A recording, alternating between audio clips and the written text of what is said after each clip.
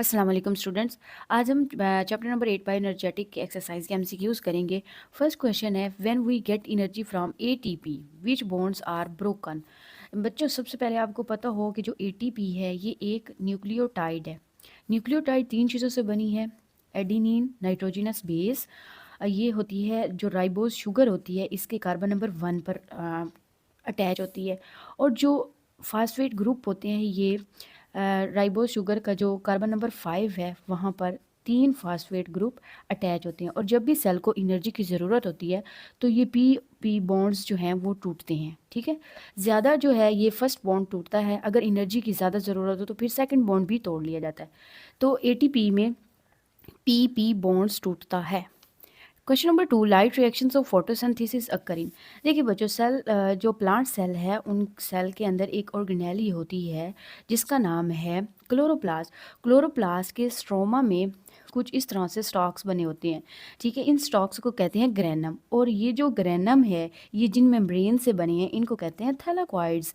अब ये जो थैलाक्वाइड्स है इनकी मेम्ब्रेन्स के ऊपर यहाँ पर लाइट रिएक्शन हो रहा होता है। ठीक है, यहाँ पर लाइट रिएक्शन होता है, इसलिए इसका दुरुस्त जवाब है D, thylakoids of the chloroplast.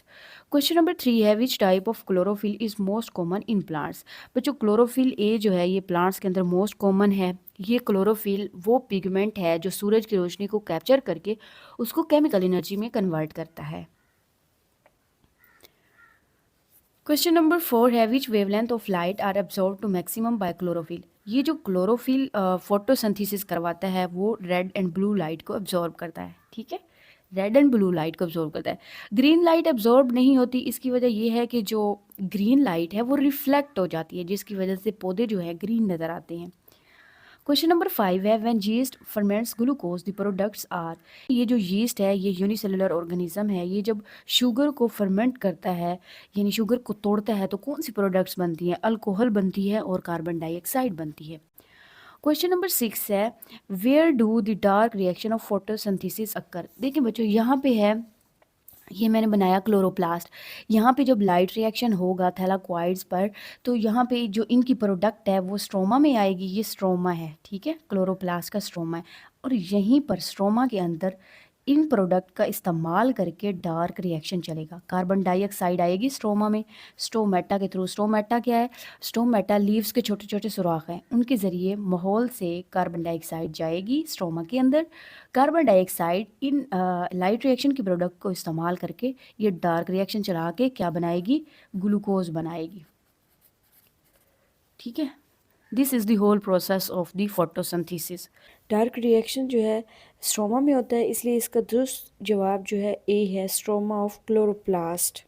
Question number 7, which molecules donate electrons in the light dependent reactions of photosynthesis. Photosynthesis की फर्स्ट फेज जो है बच्चों ये लाइट रिएक्शन है, और लाइट रिएक्शन में जो इलेक्ट्रॉन डोनेट करता है वो वाटर करता है। जब भी सूरज की रोशनी पड़ती है ना क्लोरोफिल पर, तो तब वो वाटर की जो है ब्रेक डाउन होती है। वाटर की ब्रेक डाउन को कहा जाता है फोटोलाइसिस। ठीक है, जब फोटोलाइसिस होगी तो वाटर ऑक्सीजन और प्रोटॉन में टूटेगा और साथ में इलेक्ट्रॉन जो है रिलीज होंगे। वही इलेक्ट्रॉन जो है अगेन उस होल को जाके फिल करेंगे जो लाइट रिएक्शन में पहले बने थे। जो पहले इलेक्ट्रॉन एनर्जी जो है अब्जॉर्ब करके एक्साइट होकर गए थे इलेक्ट्रॉन ट्रांसपोर्ट चेन के अंदर, दोबारा से उनकी जगह लेने के लिए वाटर के इलेक्ट्रॉन जाएंगे। ठीक है, देन वाटर के इलेक्ट्रॉन फिर से जो है लाइट एनर्जी को अब्जॉर्ब करेंगे और एक्साइट हो जाएंगे। तो जो वाटर है ये इलेक्ट्रॉन्स को डोनेट करता है। क्वेश्चन नंबर 8 है, which process in aerobic respiration produces the most ATP. Aerobic respiration में बच्चों 3 स्टेप होते हैं। नंबर 1 है ग्लाइकोलाइसिस, नंबर 2 है क्रेब्स साइकिल, और नंबर 3 है इलेक्ट्रॉन ट्रांसपोर्ट चेन। और सबसे ज़्यादा जो एटीपी प्रोड्यूस करती है वो इलेक्ट्रॉन ट्रांसपोर्ट चेन है। ठीक है, क्वेश्चन नंबर 9 है, how many ATP molecules are the net profit from one glucose molecule during anaerobic respiration. देखिए जब बच्चों ग्लूकोज जो है ग्लूकोज जब पायरुविक एसिड में टूटता है, ठीक है, पायरुविक में 3 कार्बन मॉलिक्यूल में टूटता है, तो उस टाइम ग्लूकोज को एक्टिवेट करने के लिए, इसको तैयार करने के लिए 2 एटीपी जो है वो इस्तेमाल होते हैं। ठीक है, 2 एटीपी इस्तेमाल होते हैं, लेकिन बदले में ये जो है 4 एटीपी प्रोड्यूस भी करता है। 4 एटीपी प्रोड्यूस करता है।